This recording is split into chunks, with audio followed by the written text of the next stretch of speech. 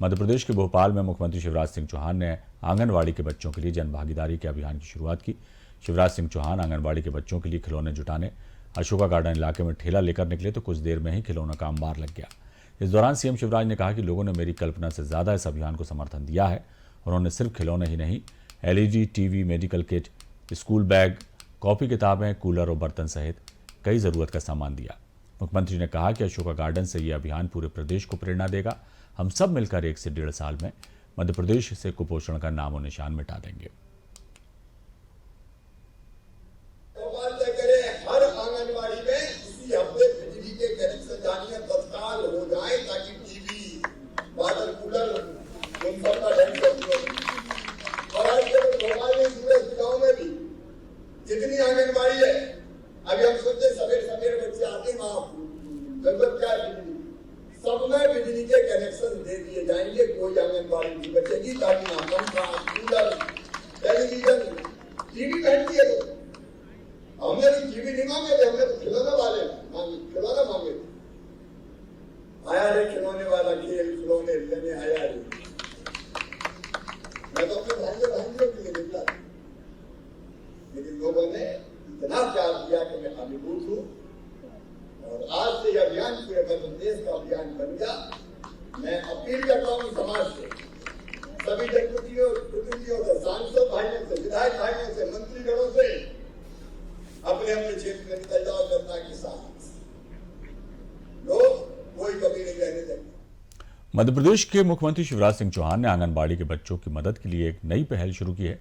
CM Shivraj Singh Chauhan की इस कोशिश को फिल्म एक्टर अक्षय कुमार समेत कई बड़ी हस्तियों ने सराहा है। सीएम की तारीफ करने वालों में कैलाश सत्यार्थी, कुमार विश्वास और स्वामी अवधेशानंद भी शामिल हैं। बता दें कि बच्चे प्रेम से मुख्यमंत्री शिवराज सिंह चौहान को मामा कहते हैं और वो भी उनके लिए कुछ ना कुछ करते रहते हैं। अपनी इस पहल में सहयोग के लिए सीएम ने जनता से अपील की है।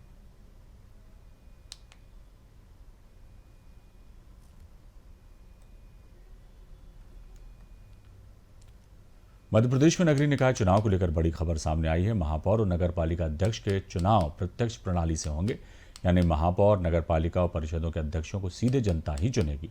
सरकार ने महापौर और नगर पालिका अध्यक्ष के चुनाव प्रत्यक्ष प्रणाली से कराने के लिए अध्यादेश को राजभवन भेजा है।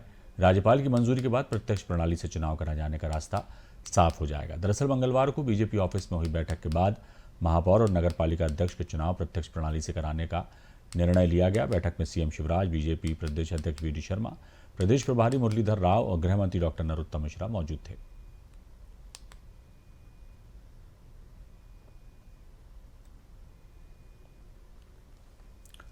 भोपाल में मुख्यमंत्री शिवराज सिंह चौहान की अध्यक्षता में कैबिनेट बैठक संपन्न हुई। इस बैठक में कई महत्वपूर्ण प्रस्तावों पर चर्चा की गई और फिर मंजूरी दी गई। कैबिनेट बैठक की ब्रीफिंग करते हुए गृह मंत्री नरोत्तम मिश्रा ने बताया कि सरकार ने मध्य प्रदेश ग्रामीण ऋण विमुक्ति विधेयक 2022 का प्रारूप अनुमोदन किया है। इसके तहत ग्रामीण क्षेत्रों के जिन छोटे किसानों, भूमिहीन कृषि श्रमिक जिन्होंने गैर पंजीकृत साहूकारों से 15 अगस्त 2020 तक ऋण लिया है, वो ब्याज समेत पूरा माफ किया जाएगा। इसके अलावा केंद्रीय स्वास्थ्य मंत्रालय की तर्ज पर मध्य प्रदेश के अस्पतालों में नई व्यवस्था करने की गई है। इसके लिए कैबिनेट बैठक में अस्पताल प्रबंधन संवर्ग के निर्माण की अनुमति दी गई। मैं यहाँ यह कहना भी प्रासंगिक समझता हूँ कि किसानों का सर्वे, पहले बहुत शिकायत आती थी कि पटवारियों के द्वारा इसका किया, उसका नहीं किया, उसका ज़्यादा कर दिया, मेरा कम कर दिया। अब ये सैटेलाइट के द्वारा किसानों का सर्वे होगा, जो कि अपने आप में एक बड़ी दिक्कत किसानों की जो भ्रम की स्थिति है उसको दूर करने के लिए वो दूर हो जाएगी। किसानों के लिए आज अनेक सौगातें हमारे यहाँ पर दी गई हैं। ये जो रामपुरा मनासा सूक्ष्म उद्वहन सिंचाई योजना है, उसमें 1208.89 करोड़ के लिए लागत राशि वाला, उसमें सिंचाई क्षमता जिसकी 65,400 है रबी हेतु, इसकी प्रशासकीय स्वीकृति कैबिनेट के द्वारा दी गई है, जिसमें 215 गांवों को सिंचाई की सुविधा का इसमें लाभ प्राप्त होगा। इससे किसानों के अंदर काफ़ी वो रहेगी। आज किसानों की दृष्टि से मध्य प्रदेश का जो टैरिफ है किसानों को सब्सिडी देने वाला, वो 22,800 करोड़ रुपए की सब्सिडी देने का किसान और घरेलू उपभोक्ताओं को। इसको हम अगर विभाजित रूप से देखेंगे तो 16,000 करोड़ के लगभग किसानों का इसमें सब्सिडी दी जा रही है। अगर आपको अपनी गाड़ी में पेट्रोल या डीजल भरवाना हो तो जल्द भरवा लीजिए, क्योंकि आज शाम 7 बजे प्रदेश के सभी पेट्रोल पंप बंद हो जाएंगे। आपको पेट्रोल नहीं मिलेगा। दरअसल Madhya Pradesh petroleum dealers association शाम 7 बजे से रात 9 बजे तक 2 घंटे के लिए प्रदेश के सभी पेट्रोल पंप बंद रखेगी। ये विरोध कमीशन कम होने को लेकर जताया जा रहा है। इतना ही नहीं, एसोसिएशन ने चेतावनी भी दी है कि अगर इसके बाद भी कमीशन नहीं बढ़ा तो अनिश्चितकालीन हड़ताल का रास्ता साफ है। Madhya Pradesh petroleum dealers association का कहना है कि सरकार की ओर से घटाई गई एक्साइज ड्यूटी से पेट्रोल पंप संचालकों को 12 से 15 लाख रुपए का नुकसान हो रहा है।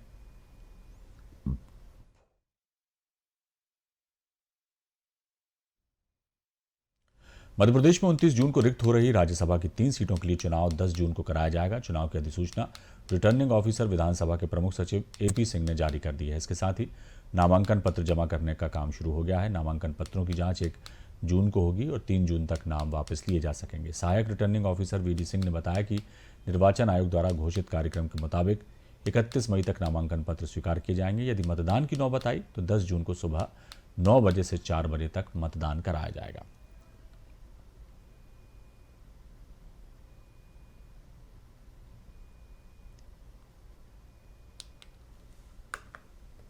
जिसे नामांकन पत्र दाखिल करने की अंतिम तिथि है अपना 31 मई 2022 को है। नामांकन पत्रों की समीक्षा जांच बुधवार 1 जून 2022 अपराह्न 2 बजे से है। नाम निर्देशन से अभ्यर्थिता वापस लेने की अंतिम तिथि है शुक्रवार 3 जून 2022 अपराह्न 3 बजे तक है।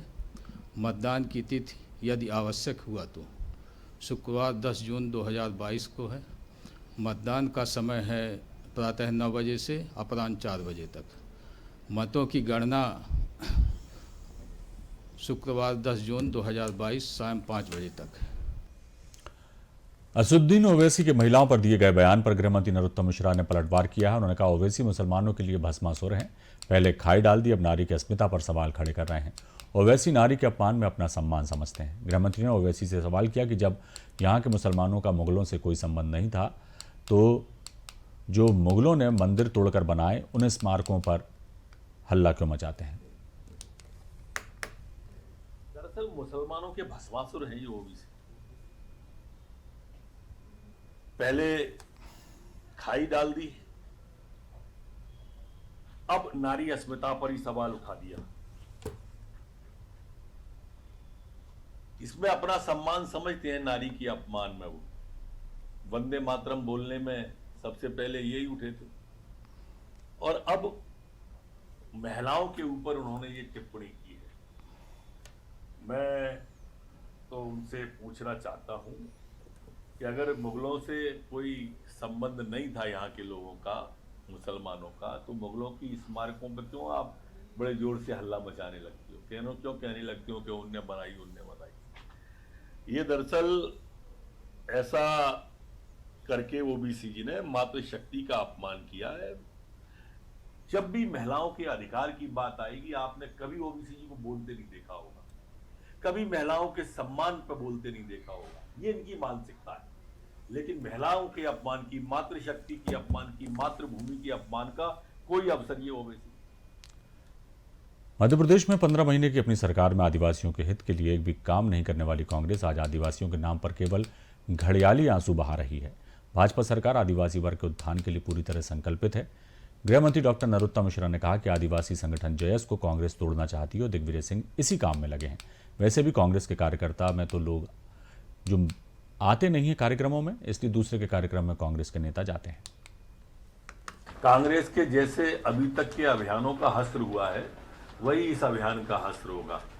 हमारे जनजाति भाई लोग जानते हैं कि हमारे मुख्यमंत्री शिवराज सिंह चौहान जी, हमारे केंद्रीय गृह मंत्री आदरणीय अमित शाह जी, माननीय प्रधानमंत्री जी, सब लोग आके उनके उत्थान के लिए काम किए हैं।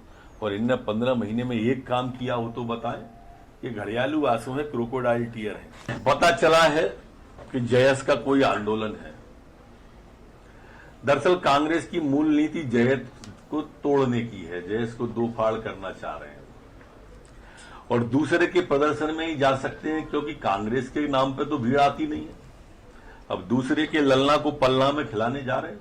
राजधानी भोपाल में गर्मी का प्रकोप लगातार बढ़ रहा है। गर्मी के वजह से आम जनमानस में कई तरह की बीमारियां ना हो, इसके लिए विशेषज्ञ राय दे रहे हैं।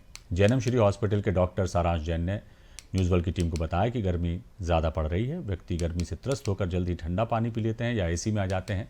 ऐसा वो ना करें, क्योंकि इसकी वजह से बॉडी का संतुलन बिगड़ता है। बीमारियां भी कई तरह की इससे जन्म लेती हैं। इसी के साथ उन्होंने कहा कि इससे बचाव का रास्ता यही है कि डायरेक्ट जो है सूर्य की किरणों में ना आए, हमेशा अपना बचाव करें। आज जैसा कि हम जानते हैं कि अभी मौसम में बदलाव आ रहा है। अब गर्मी के बाद बारिश की फुहारें आनी शुरू हो गई हैं और ये मौसम शादियों का मौसम भी कहलाता है। तो इस संदर्भ में हमें अपना ख्याल रखने के लिए कुछ एहतियात रखनी चाहिए। पहले तो हमें खाने पीने में ज़रूर ये ध्यान रखना चाहिए कि फ्रेश बना हुआ ही खाना खाएं और रखा हुआ पुराना बासा खाना ना खाएं, क्योंकि इस समय दस्त उल्टी होने की संभावना बढ़ जाती है। ये बात खासकर बच्चों पे लागू होती है, क्योंकि वो कहीं से भी गंदे हाथ लगा के अपने मुंह में डाल देते हैं। दूसरी बात ये भी कहना चाहूँगा, क्योंकि यही सीज़न होता है जब डेंगू मलेरिया बढ़ते हैं, तो अपने आसपास कोई भी जगह का पानी का रिसाव रोके और पानी इकट्ठा ना होने दें, ताकि उसमें डेंगू और मलेरिया के मच्छर ना पैदा हो सके। आपदा से प्रभावित होने वाले लोगों के लिए जेपी अस्पताल परिसर में 50 बिस्तर का नया वार्ड बनाया जाएगा। इसके लिए भारत सरकार से राशि मिली है। प्रदेश में पहली बार आपदा पीड़ितों के लिए यह हॉस्पिटल बनाया जा रहा है। इस अस्पताल में जीवन रक्षक उपकरण, इमरजेंसी और क्रिटिकल केयर में दक्ष डॉक्टर्स, नर्स और अन्य कर्मचारी पदस्थ किए जाएंगे। इसके लिए मौजूदा ओपीडी ब्लॉक के साइड से एक अलग भवन बनाया जाएगा। जेपी अस्पताल के अधीक्षक डॉक्टर राकेश श्रीवास्तव ने बताया कि महीने भर के भीतर अस्पताल भवन बनाने का काम शुरू होगा। इन 50 बिस्तर में से 10 बिस्तर का आईसीयू भी शामिल है। लगभग अभी जेपी अस्पताल में लगभग 240 वार्ड का एक नया अस्पताल बनाया जा रहा है और 50 बेड का गवर्नमेंट ऑफ इंडिया अलग से बना रही है। ये पीडब्ल्यूडी की पीआईयू विंग है, ये बना रही है। तो इसमें लगभग 5 फ्लोर का अस्पताल बनाएंगे और ये जो खाली ज़मीन पड़ी है इसके अस्पताल के पास, उसमें बना रहे हैं। इसमें लगभग 4 ओटी बनाएंगे, ब्लड बैंक बनाएंगे और लगभग प्राइवेट वार्ड भी होंगे। लगभग 35 प्राइवेट वार्ड रहेंगे इसके अंदर। तो प्राइवेट जांचें तो फ्री हो ही रही हैं, पहले से भी फ्री हो रही हैं। तो इसमें प्राइवेट वार्ड बनने से जो प्राइवेट वार्ड की कमी होती है तो वो भी पूर्ण हो जाएगी और मरीजों को ज़्यादा से ज़्यादा फ़ायदा होगा। और एक गवर्नमेंट ऑफ इंडिया का एक और प्रोजेक्ट आएगा जिसमें 50 बेड का अलग से एक बनाएंगे। तो कभी अगर पेंडेमिक या कुछ बड़ा डिजास्टर होता है तो बिल्कुल अलग बिल्डिंग बनेगी, वो इससे बिल्कुल बगल में बनेगी, तो उससे और फ़ायदा होगा। मीडिया से चर्चा करते हुए प्रदेश के ऊर्जा मंत्री प्रद्युम्न सिंह तोमर ने बताया कि प्रदेश में कहीं बिजली की कमी नहीं है। कांग्रेस भ्रम की स्थिति पैदा कर रही है। कांग्रेस के नेता बताएं कि कहां बिजली नहीं है। ग्वालियर में कांग्रेस विधायक प्रवीण पाठक के नरोत्तम मिश्रा की तारीफ करने पर बोले कि भारतीय जनता पार्टी के नेता जिस तरह से कार्य कर रहे हैं उसी का नतीजा है कि विपक्ष के लोग भी हमारी तारीफ कर रहे हैं। ऊर्जा मंत्री ने साफ कहा कि कोयले की आपूर्ति में कोई कमी नहीं है। अगर कोई प्राकृतिक आपदा नहीं आई तो हमारी बिजली व्यवस्था प्रभावित नहीं होगी। आज भी हम कोयले में जितनी खपत की जरूरत है उतना कोयला आ रहा है। सर एक सवाल है, और अगर कोई प्राकृतिक आपदा नहीं आई तो मैं फिर पुनः कह रहा हूँ दृढ़ता के साथ, मध्य प्रदेश में कोयले की कोई परेशानी नहीं आएगी। नवाचार बड़ा स्पष्ट है कि विद्युत विभाग में हमारा जो काम है, अब हम तो ये कई चीज़ें करने जा रहे हैं। स्मार्ट मीटर लगा के आपको अपनी अगर जोड़ना चाहते हो तो अपने मोबाइल से जोड़ लो उसको। घर में आपकी कितनी यूनिट बिजली जल रही है इसकी जानकारी आपको रहेगी। आपको लग रहा है कि ये नहीं जलना चाहिए या आपको सेम डे लग रहा है हमारा मीटर फास्ट दौड़ रहा है तो सेम डे उसकी शिकायत कर सकेंगे आप।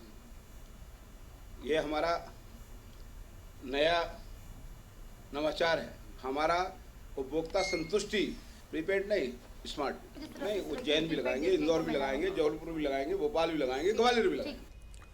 न्यूज़ वर्ल्ड की टीम अपने खास कार्यक्रम खेलता भोपाल के तहत हैंडबॉल ग्राउंड पर खेल गतिविधियों का जायजा लेने पहुंची। छोटे बच्चों से लेकर युवा तक लगभग 100 से ज़्यादा खिलाड़ी यहां अभ्यास करते दिखाई दिए। इनमें बालक बालिकाएं अपने सीनियर से खेल की बारीकियां समझ रहे थे और अपनी खेल समझ का परिचय भी दे रहे थे।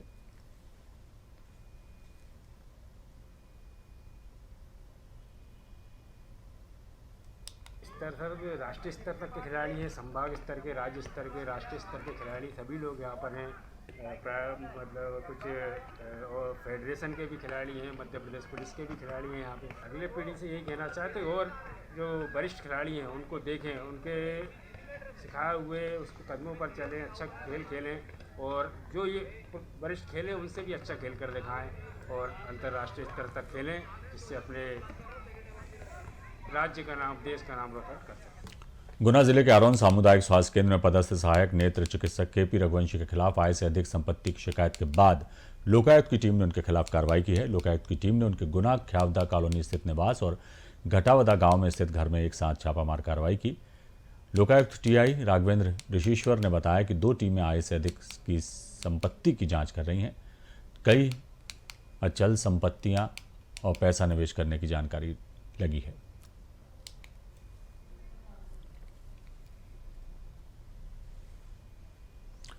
रायगढ़ प्रवास पर स्वास्थ्य मंत्री टीएस सिंहदेव ने कलेक्टोरेट सभा कक्ष में जिला पंचायत के कार्यों की समीक्षा की। इस दौरान उन्होंने जिले में संचालित शासन की विभिन्न योजनाओं की योजनावार विस्तृत समीक्षा की। सिंहदेव ने कहा कि ये शासन की महत्वपूर्ण योजना है जो ग्रामीण विकास के लिए अति आवश्यक है। अतः स्व सहायता समूहों के आय संवर्धन पर फोकस करते हुए उसे बढ़ाने का प्रयास करें, जिससे स्व सहायता समूह मजबूत हो सकें। और हम सब ने सुना मंकी पॉक्स, एक ये नई बीमारी वैश्विक स्तर से सामने आ रही है, जिसमें हाथों पे छाले छाले छाले ऐसे करके दिख रहा है। तो वो कोरोना के साथ मिल के कहीं कोई नया स्वरूप ना ले ले जो ज़्यादा खतरनाक हो। तो बच्चों को जो वैक्सीनेशन नहीं लगा है वो जरूर उनको कर लेना चाहिए। दूसरा डोज 17% ही है 12 से 15 साल के बच्चों का, ये हमको पिकअप करने की जरूरत है।